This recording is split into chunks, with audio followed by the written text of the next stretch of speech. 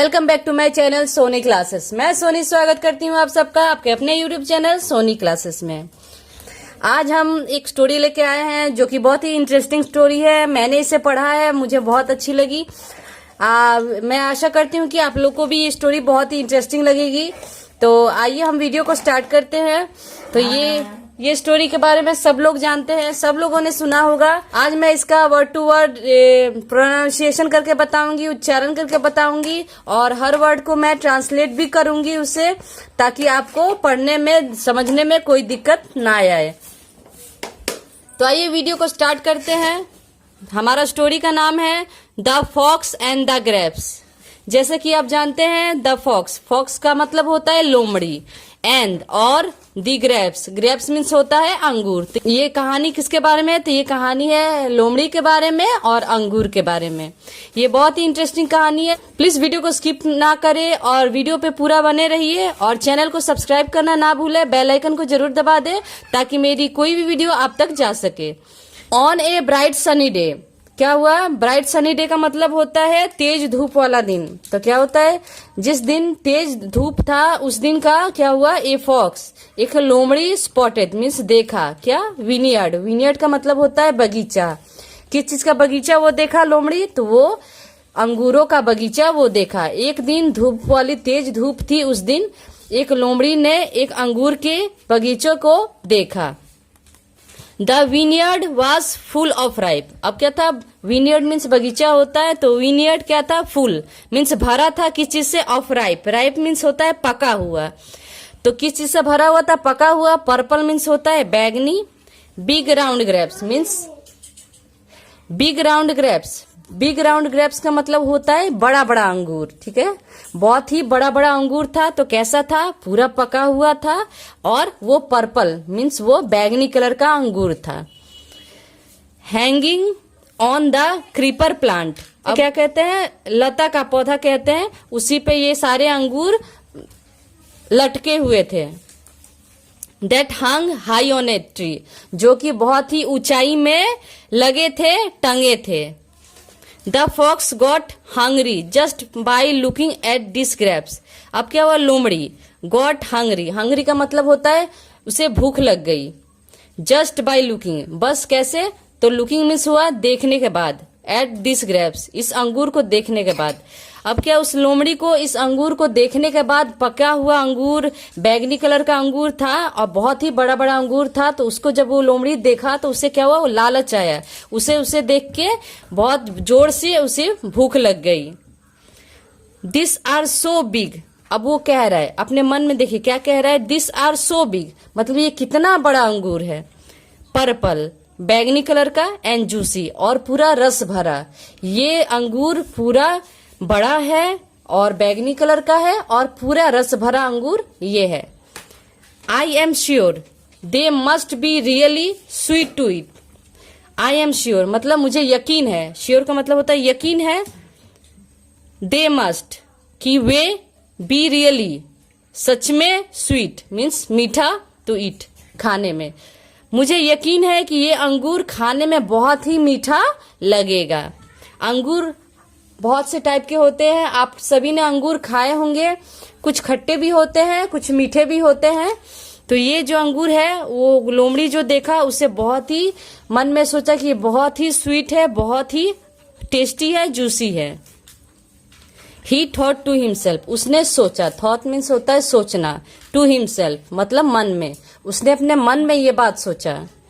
The fox jump to catch a bunch of grapes but failed. अब क्या हुआ? The fox jumped, वो लोमड़ी जंप मीन्स कूदना, उछलना, टू कैच पकड़ने के लिए, कैच मीन्स पकड़ना। ए बंच मीन्स होता है बंडल। जो अंगूर होता है, अंगूर एक एक नहीं फरता है ना, अंगूर एक झोंप में होता है, एक बंडल में होता है। तो उसी बंडल को पकड़ने के लिए वो क्या हुआ है? कूदा लोमड़ी। Of grapes but failed means पर नाकाम हो गया। वो कूदा उस अंगूर के झोंप को, बंडल को पकड़ने के लिए, पर वो नाकाम हो गया। ही ट्राइड अगेन, उसने फिर कोशिश की उसको पकड़ने के लिए। हम कोई भी काम एक बार करते हैं, फिर हम कोशिश जरूर करते हैं शायद इस बार भी हो जाए। उसने भी ये लोमड़ी ने भी ये कोशिश की कि एक बार हम और कोशिश करते हैं, शायद मुझे उस अंगूर के वो बंच मुझे मिल जाए, मैं उसे पकड़ लूं और खा लूं। But he would not reach them, पर, बट मीन्स पर, ही वुड नॉट, वो नहीं कर पाया, रीच देम, वो क्या हुआ, पर वो उस बंडल को फिर कोशिश करने के बावजूद भी वो उसको, उस बंच ऑफ ग्रेप्स को, अंगूर के बंडल को नहीं पकड़ पाया। He ran back and forward to build up speed so that he would jump high. अब क्या, ही रन बैक, वो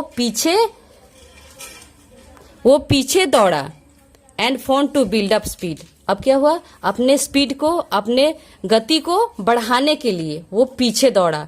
अब आप जानते हैं, आपने कहावत सुनी होगी कि शेर के बारे में, कि शेर 4 कदम पीछे लेता है, क्यों, लंबी छलांग लगाने के लिए। तो वैसे ही हम भी है, पीछे कहीं अगर दौड़ना हो, छलांग लगाना हो, तो हम भी 4 कदम पीछे लेते हैं, ताकि हमारा स्पीड थोड़ा ज्यादा हाई होता है, थोड़ा तीव्र गति में होता है। तो ये क्या हुआ, लोमड़ी ने भी पीछे 4 कदम लिया और फिर उसने अपने स्पीड को, अपने गति को बढ़ाने के लिए, so that he would jump high, ताकि वो पूरा ऊंचाई में कूद सके, वो लंबी छलांग लगा सके।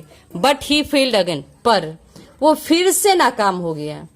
कोशिश एक बार किया, 2 बार किया, 3 बार किया, तीसरे बार भी वो लोमड़ी क्या हुआ, नाकाम हो गया। वो उस अंगूर को नहीं पकड़ पाया, उस बंच ऑफ बंडल को नहीं पकड़ पाया।